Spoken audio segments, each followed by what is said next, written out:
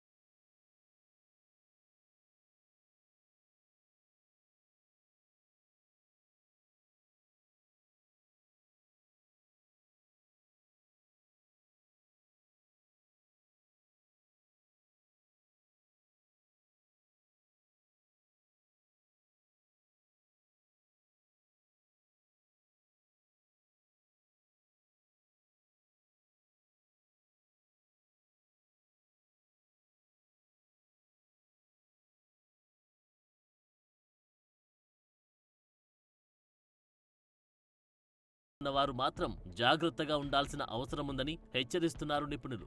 Magnitude 5.4 అలాగా ఇప్పుడు 5.3 మ్యాగ్నిట్యూడ్తో వచ్చింది.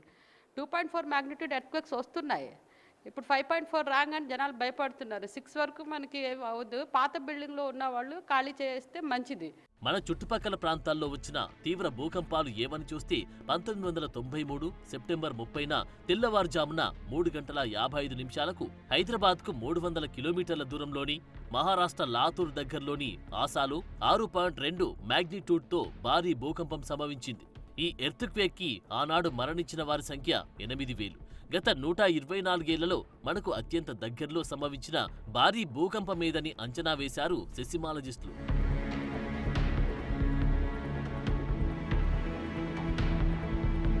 హైదరాబాద్కు దగ్గరలో వచ్చిన భూకంపాల వివరాలు చూస్తే గడిచిన కొన్నేళ్లలో వచ్చిన భారీ భూకంపాల్లో లాతూర్ ఘటన ఒక్కటి అతిపెద్దది. ఆ తర్వాత వచ్చిన భూకంపాల తీవ్రత 5.0 లోపే ఉండేది. కానీ ప్రస్తుత భూకంపమే 5.3 తీవ్రత నమోదై ఈ ప్రాంత వాసులను భయకంపితులను చేస్తోంది.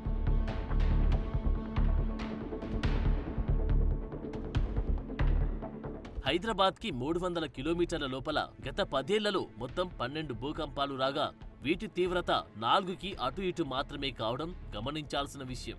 వాటి వివరాలేంటని చూస్తే 2020 ఏప్రిల్ 24న ఆసిఫాబాద్లో 4.8 తీవ్రతతో ఓ భూకంపం సంభవించింది. దీని తర్వాత అంటే 2024 మార్చి 21న మహారాష్ట్రలోని బాస్మత్లో 4.6 తీవ్రతతో మరో భూకంపం సంభవించింది.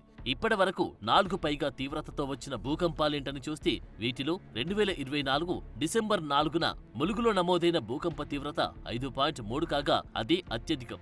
2021 అక్టోబర్ 23న రామగుండం, 2021 జూలై 26న నందికొట్కూర్, 2020 జూన్ 5న బేతంచెర్లలో 4.0 తీవ్రతతో సంభవించిన భూకంపాలు అత్యల్ప తీవ్రత కలిగినవిగా నమోదయ్యాయి.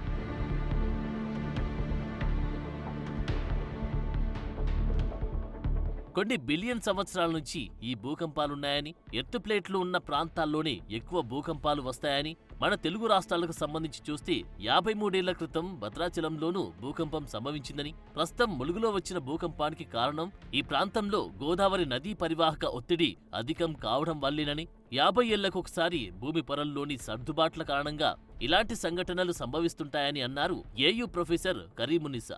ఐసోస్టాటిక్ ఇంబ్యాలెన్స్ అంటామండి. గ్లేషియర్స్ అనేవి మెల్ట్ అవుతున్నాయి. మెల్ట్ అవడం వల్ల లోడింగ్ అనేది అడ్జస్ట్ అవుతుంది. పోల్స్ దగ్గర నుంచి గ్లేషియర్స్ మెల్ట్ అయ్యి ఈక్వేటర్ వైపుకి వస్తుంది.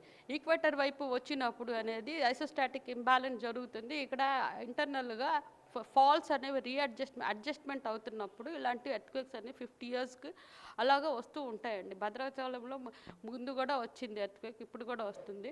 ఏపీ తెలంగాణకు 4 నుంచి 5 వరకు తీవ్రత వచ్చే అవకాశాలు మాత్రమే ఉన్నాయని, విశాఖ, హైదరాబాద్, వరంగల్ వంటి ప్రాంతాలు జోన్ 3లో ఉన్నాయి కాబట్టి అంత భారీ భూకంపాలు వచ్చే అవకాశాలు లేవు కాబట్టి ఎలాంటి భయం లేదని, అయితే పాత భవంతుల్లో నివసించేవారు మాత్రం తప్పనిసరిగా జాగ్రత్త వహించాల్సిన అవసరముందని చెబుతున్నారు నిపుణులు.